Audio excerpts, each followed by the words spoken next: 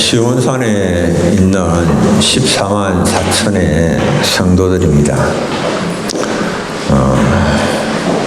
이 시온산은 하나님의 은혜와 화해의 산이고 정의와 평화의 메시아 왕국을 상징합니다. 인터넷에 시온산을 딱 보면 이런 단어들에 대하여서 신천지가 이런 단어들을 자신들의 선도하는 그런 미끼로 사용을 합니다. 그래서 이 시온산이 뭐냐, 시온산에 있는 14만 4천의 성도 이러니까 시온산이 뭐냐, 그래 시온산은 이렇게 또 교회인데 산은 사람들인데 이 사람들 또 시온산은 교회를 말하는데 자신들의 교회가 참된 교회여서 자신들이 시온산이다 이렇게 이야기를 합니다. 그래서 시온산이 무엇인가라고 하는 것을 좀 더 알기를 원한다면, 공부하기를 원한다면 자신들에게로 이렇게 올 것을 신천지가 사람들을 속이는 작업을 하고 있습니다.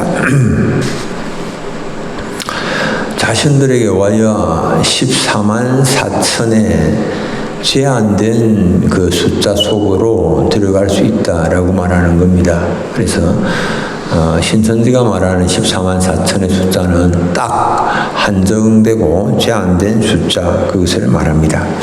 그런데 오늘 우리가 본문에서 보면 시온산은 땅에 있는 산이 아니고 하늘에 있는 산을 말합니다. 오늘 14장 2절에서 내가 하늘에서 나는 소리를 들으니 많은 물소리와도 같고 큰 우레 소리와도 같은데 내가 들은 소리는 검은고 타는 자들의 검은고 타는 것 같더라. 그들이 보좌 앞과 내 생물과 장로들 앞에 새 노래를 부르니 땅에서 속량함을 받은 14만 4천밖에는 능히 이 노래를 배울 자가 없도다. 그러니까 이 시온산에 있는 14만 4천의 이 성도들이 부르는 이 노래가 이 우레 소리와 같고 검은고 타는 자들 검은고 타는 것 같은데 그것은 하늘에서 그들이 부르고 있기 때문에 그래서 이 시온산은 하늘에 있는 산이다. 우리가 이렇게 이야기를 할 수가 있습니다. 시온산은 시내산은 육체적으로 만질 수가 있는 산이지만은 그러나 시온산은 영적으로 접근하는 산이다라고 하는 면에서 대조가 됩니다. 시내산은 불과 구름과 어두움과 폭풍의 산이었습니다. 심지어 짐승이 접근해도 돌에 맞아 죽는 무시무시한 산이었습니다. 하나님의 음성이 너무 무서워서 모세조차 전율하던 산이었습니다. 이처럼 시내산은 공포와 위협의 분위기지만은 그러나 시온산은 화해와 축제의 분위기입니다. 시내산은 접근하면 죽는 산이지만은 시온산은 접근하여서 사는 산입니다. 시내산은 땅에 있지만은 시온산은 하늘에 있습니다. 시내산은 거룩하신 하나님과 죄인된 인간의 거리를 강조하는 산이지만은 시온산은 거룩하신 하나님과 죄인인 인간이 예수 그리스도의 중보를 통해서 함께 거하는 산이죠. 보좌 앞에서 막 노래를 하고 있는 모습, 오늘 우리가 찬양을 하기도 했습니다. 시온산에 있는 14만 4천의 성도는 이마에 어린 양의 이름과 그 아버지의 이름을 쓴 것이 있고 그들은 보호자 앞과 내 생물과 장로들 앞에서 새 노래를 부릅니다. 그들은 어린 양이 어디로 인도하든지 따라가는 자들입니다. 또한 그들은 속량함을 받아서 하나님과 어린 양에게 속한 자들입니다. 사람들의 관심은 내가 과연 14만 4천의 성도의 무리에 들어가 있는가? 나는 14만 4천의 성도에 속하여 있는가라고 하는 것이고, 그리고 그 숫자가 실제적인 숫자인가 아니면 상징적인 숫자인가라고 하는 겁니다.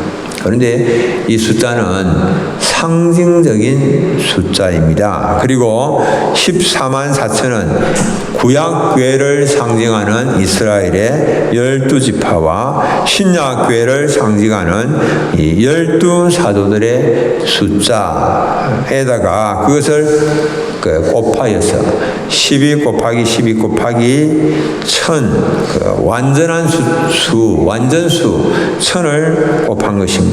그래서 이 숫자는 모든 신약과 구약의 신자의 총합을 말합니다. 많은 사람들이 14만 4천의 무리에 속하는 것에 대한 지대한 관심을 가지고 있지만은 우리는 이미 믿음으로 구원받은 시온산에 있는 14만 4천의 백성들이 되었습니다. 하나님의 백성이 되었습니다. 이제 우리는 구원받은 14만 4천의 성도로서 어떤 삶을 살아야 할 것인가에 관심을 가져야 됩니다. 이게 중요합니다. 이 땅에서의 삶이 나중에 천국에서의 삶을 준비하는 시간임을 알아서 천국 백성으로서의 삶을 한번 제대로 이 땅에서 살아보는 것, 이것이 중요하죠. 첫째로 시온산에 있는 14만 4천의 성도는 어린 양과 성부의 이름이 이마에 새겨진 자들입니다. 어린 양과 성부의 이름이 이마에 새겨진 자들이라고 하는 것은 하나님의 소유물이다. 그리고 하나님께서 보호하신다라고 하는 뜻입니다. 이것을 7장에서는 이마에 살아계시는 하나님의 인을 받은 자로 표현을 했고, 이건 둘은 동일한 의미입니다. 그들은 짐승의 표를 받지 아니하였으며 용과 짐승에게 속하지 아니하였습니다. 그렇기 때문에 짐승과 용에게 속하지 아니하였기 때문에 짐승의 표를 받지 아니하였고, 그래서 매매를 할 수가 없고 무척 심한 고통을 겪어야만 하는 사람들, 이것이 14만 4천의 사람들입니다. 그러나 이들은 어린 양과 성부의 이름이 기록되어 하나님의 소유가 되었고 흰옷을 입게 되었습니다. 그들이 입은 흰옷은 어린 양의 피에 씻어서 희게 된 옷입니다. 요한계시록 7장 14절, 내가 가로되 내 주여 당신이 알리이다 하니 그가 나더러 이르되 이는 큰 환난에서 나오는 자들인데 어린 양의 피에 그 옷을 씻어 희게 하였느니라. 오직 어린 양 예수 그리스도의 피로 씻어서 정결함을 받고 잔치에 참여하는 흰옷, 예복을 준비하게 되었습니다. 비록 짐승의 표를 받지 아니함으로 인하여서 매매를 할 수가 없었고 극심한 고통을 겪을 수밖에 없었지만은 짐승의 표를 받지 아니한 자들에게 어린 양의 피에 씻은 흰옷을 입혀주시는 겁니다. 아주 먼 옛날에 요단계곡 옆에 쇠거루 나무가 있었습니다. 어느 화창한 날에 이 쇠거루 나무가 각자의 꿈 이야기를 합니다. 첫째가 나는 오래전부터 예루살렘에 가서 성전에 제단이 되었으면 하는 그런 꿈을 갖고 있다라고 이야기를 합니다. 그래서 하나님께 봉사하겠다라고 하는 겁니다. 그리고 많은 사람이 이제 성전에 와서 예배를 드리게 될 텐데, 그러면 이 내 모습을 보면서 나를 지으신 하나님께서 얼마나 위대하신가 하는 것을 알 수 있을 텐데, 그러면서 자신의 소원을 이야기했습니다. 예루살렘의 성전의 제단이 되겠다라고 하는 그런 꿈이었습니다. 두 번째 나무가 자신의 꿈을 이야기했습니다. 나의 꿈은 좀 다른데, 내가 원하는 꿈은 해변에 가서 큰 배를 만드는 목재가 되어서 지중해를 오가는 사람들을 돕는 것이야. 그러면 많은 사람들에게 새로운 모험심도 또 심어주고 로마의 풍요로움도 이 땅에 알릴 수 있을 것 같은데, 그렇게 말을 합니다. 두 번째 나무가 이렇게 이제 말을 하니까 세 번째 나무가 자신의 가지를 쳐들면서 말합니다. 자신의 꿈을 이야기합니다. 나는 너희들 꿈과는 좀 다른 꿈을 가지고 있어. 나는 여기 그대로 남고 싶어. 그러면 산을 오르는 사람들이 하늘로 뻗친 내 가지를 따라서 하늘을 보고 하나님을 생각할 거야. 그렇게 자기의 꿈을 이야기했습니다. 어느 날 드디어 첫 나무가 도끼에 찍혀서, 그래서 높은 꿈을 안고 언덕을 내려갔습니다. 그런데 성전의 제단이 될 꿈을 꾸었던 첫 나무는 베들레헴 어떤 집에 말구유가 되고 말았습니다. 그래서 나귀가 자기를 핥고 비바람에 상하게 되고 그 나무가 수치심을 느끼면서 한탄을 하였습니다. 내가 겨우 낡아 빠진 구유밖에 되지 못하다니, 이렇게 자신의 신세를 한탄을 했습니다.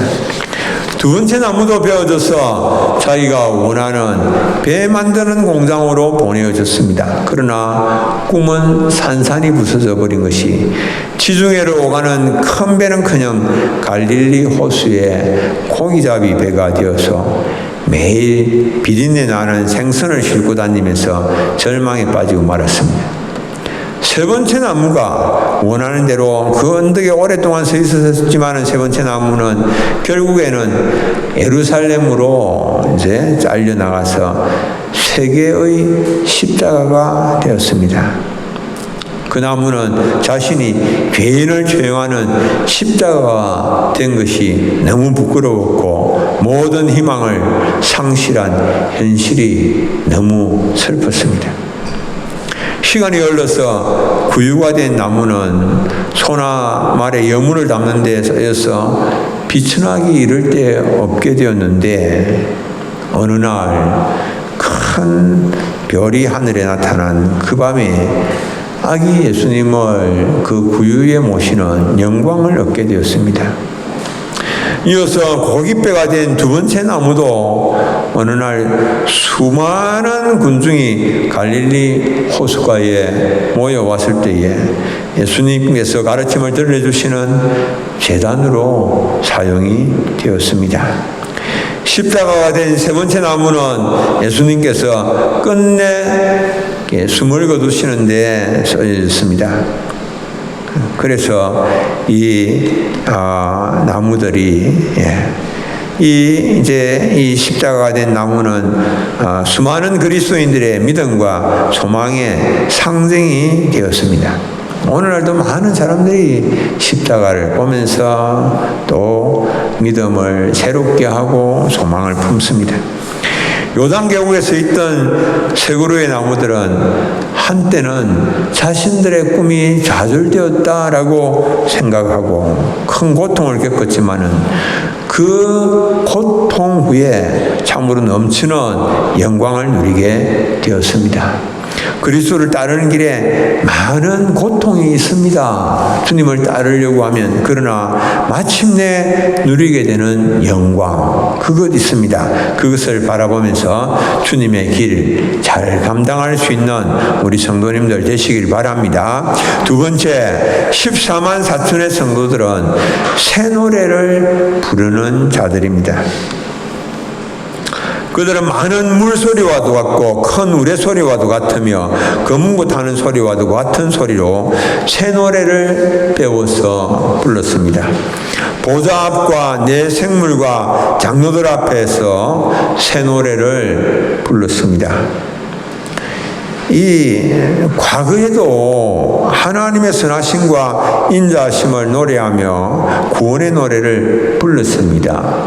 노래를 부를 때마다 그 노래를 지어서 새 노래를 불렀습니다. 모세의 노래도 있고 미리암의 노래도 있고 수많은 사람들의 노래가 있습니다.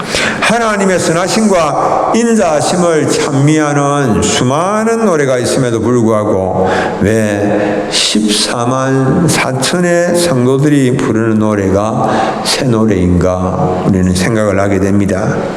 경건한 사람들은 하나님의 새로운 역사가 있을 때마다 새로운 감사와 기쁨을 누리게 될 때마다 하나님께 새 노래를 올려드렸습니다. 새 노래를 지어서 올려드렸습니다. 수많은 새 노래가 지어졌습니다. 수많은 새 노래에도 불구하고 왜 14만 4천의 성도들이 부르는 노래가 최종적으로 이 노래가 새 노래가 되는가? 14만 4천의 성도들이 부르는 이 새 노래라고 하는 것은 어린 양의 희생 사역에 근거한 것이며 최종 승리의 새 시대를 노래하는 노래입니다. 최종적인 그런 구원의 노래입니다.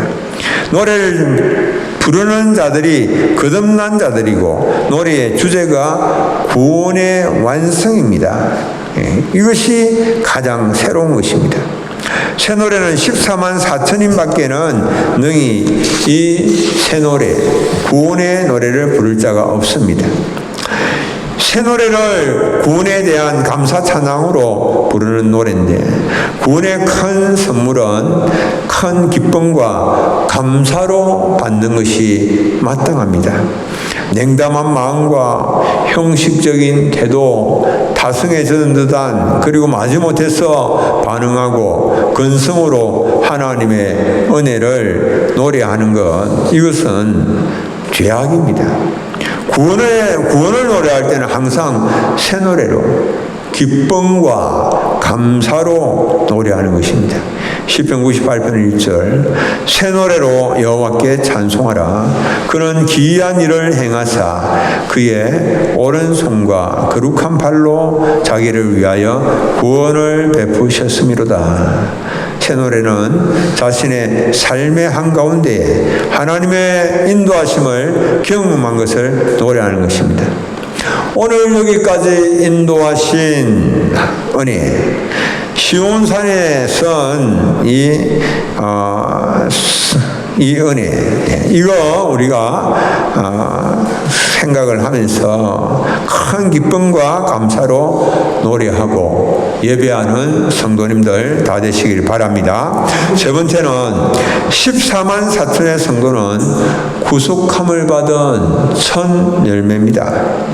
4절에 사람들 가운데에서 속량함을 받아 처음 익은 열매로 하나님과 어린 양에게 속한 자들이니 이렇게 말씀합니다.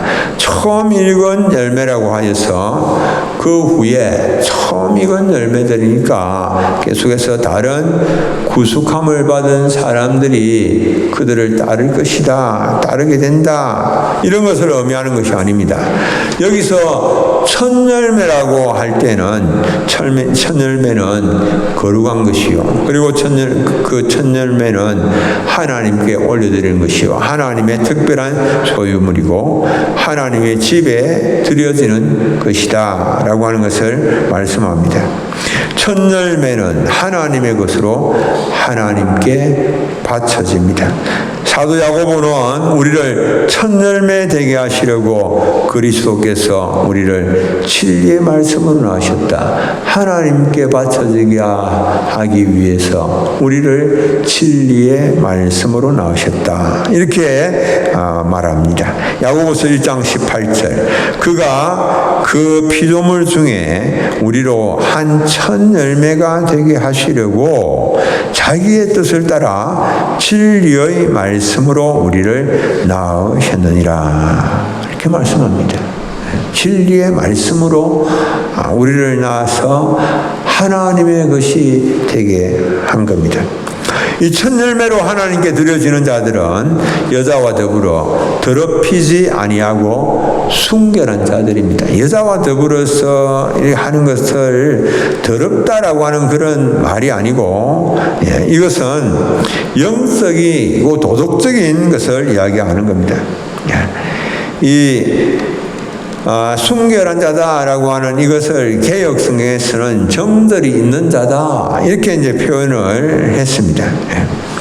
이 정절이라고 하는 이것은 영적이고 도덕적인 정절을 말합니다. 영적이고 도덕적인 순결이요, 영적이고 도덕적인 정절을 말하는 겁니다. 그리스도의 신부로서의 정절이며 순결이고, 이들은 오른손이나 이마에 짐승의 표를 받지 아니하는 영적이며 도덕적인 순결을 가지는 겁니다. 그러니까 짐승의 표를 받지 아니하는 것, 이것 말씀을 하고 있습니다. 그들은 어린 양의 피로 정결케 된 자로서 어린 양이 인도하는 대로 따라가는 자들입니다. 여러분들, 오늘 우리는 어린 양이 인도하는 대로 갑니까? 우리 마음대로 가고 있습니까? 요한과 그의 형제 야고보 그리고 베드로와 안드레는 모든 것을 다 버리고 주님을 따랐습니다. 베드로와 그 안드레는 어부임에도 불구하고 예수님께서 그들을 사람 낚는 어부가 되게 하리라고 부르실 때에 그물을 버려두고 예수님을 따랐습니다. 요한과 야고보는 배와 아버지를 버려두고 예수님을 따랐습니다. 예수님의 제자는 십자가를 지고 주님을 따르는 자들입니다. 이 제자의 길에는 고난이 있습니다. 고난은 진정한 제자의 길의 상징입니다. 루트가 아우구스부르크 신앙고백을 준비하면서 작성한 비망록 중에 하나에서 교회에 대하여서 정의한 것이 있습니다. 교회를 뭐라고 정의를 하는가 하면 복음을 위하여 박해받고 순교당하는 사람들의 공동체다. 그렇게 정의를 했습니다. 만일 우리가 십자가를 지기를 거부한다면 그리스도를 따를 수가 없습니다. 우리 가운데에는 십자가 안 졌으면 참 좋겠다 그렇게 생각하는 분이 있을 수 있는데, 그것은 주님을 따르지 못하게 되는 겁니다. 그러나 만일 우리가 그리스도를 섬기는 가운데에 우리의 생명을 포기를 하고 내려놓고 십자가를 지고 간다면 그리스도와 십자가의 교제 가운데 안전하게 거하게 될 것이며 풍성한 생명을 누리게 될 것입니다. 제자의 길은 고난당하시는 그리스도에 대한 충성을 의미합니다. 그러나 제자의 길의 반대는 그리스도와 그리스도의 십자가, 그리고 그 십자가로 오는 모든 모욕들을 부끄럽게 여기는 것입니다. 그러므로 그리스도인들에게 고난 받으라고 하는 요구는 당신은 제자입니다 라고 하는 그런 증명인 겁니다. 제자이기 때문에 고난에 참여할 것을 요구하는 겁니다. 구중함을 받은 첫 열매 그리스도를 따를 때에 고난이 있을지라도 하나님의 특별한 소유물이기 때문에 우리는 거룩함을 나타내 보이는 삶을 살아야 됩니다. 어려움이 있더라도, 고난이 있더라도 정말 하나님의 특별한 소유물이기 때문에 거룩함을 나타내 보이는 삶이 되어야 됩니다. 어떤 권사님이 저에게 이런 문자를 보내셨어요. 하나님께서 계속 저에게 시련을 주시는 이유를 정말 모르겠습니다. 지금껏 예수님 닮아가는 생활을 하기 위하여 얼마나 노력하며 조심스럽게 살아왔는데 하나님은 저에게 왜 이러시는지 도저히 알 수가 없습니다. 시련이 많다는 거예요. 정말 어려움이 계속해서 겹치니까 이런 하나님 왜 이러세요? 도저히 이유를 모르겠습니다. 그런 어떤 막 불평도 터져나오고 그러는데 그런데 이분이 이제 이것으로 끝을 내지 아니하고 하나님을 이렇게 바라보면서 고난의 유익을 생각을 하면서 끝에는 어떻게 이야기하는가 하는 거 하니까 이번엔 무슨 복을 주시려는가 하고 기대하고 있습니다. 하나님 주실 복을 기대하고 있다라고 하는 겁니다. 고난이 힘들고 괴롭다는 말입니다. 그러나 지나온 날이 이 고난이 인생의 유익이 된다는 것을 경험하였기 때문에 이 고난에 대하여서 이번엔 무슨 복을 주시려는가 기대하고 있습니다. 그렇게 말을 하고 있는 겁니다. 우리 모두에게 고난은 다 찾아옵니다. 그 고난 자체를 어떻게 할 수는 없습니다. 그러나 우리가 고난을 바라보는 고난을 내가 어떻게 할 수 없을지라도 고난을 바라보는 나의 관점을 바꿀 수가 있습니다. 많은 사람들이 그냥 괴롭다. 하나님이 왜 나를 이러시는가? 하나님께서 뭐 때문에 나를 이렇게 어렵게 하시고 징벌하시는가? 이렇게 생각하는데 내가 무슨 죄가 있다고 이렇게 고난을 받아야 되느냐? 이렇게 생각을 하는데 그런데 고난에 대하여서 관점을 바꾸는데 고난 당하는 것이 내게 유익이라 성경적 관점으로 바꾸는 겁니다. 성경적 관점은 고난에 많은 유익이 있음을 말씀을 하고 있습니다. 그래서 고난이 좀 힘들고 고통스럽지만 잘 인내하며 연단받는 가운데 마침내 이루어질 그런 긍정적인 결과 기대하면서 고난이 있을지라도 좀 잘 하나님의 자녀로서 헤쳐나가시고 고난 당하는 때에 내가 하나님의 특별한 그런 소유물인데 생각하면서 좀 거룩함을 오히려 나타내 보이시고 기대 가운데 소망 가운데 어려움들을 잘 이겨나가시는 우리 사랑하는 성도님들이 되시길 바랍니다. 우리 찬송 한 장 부르겠습니다. 613장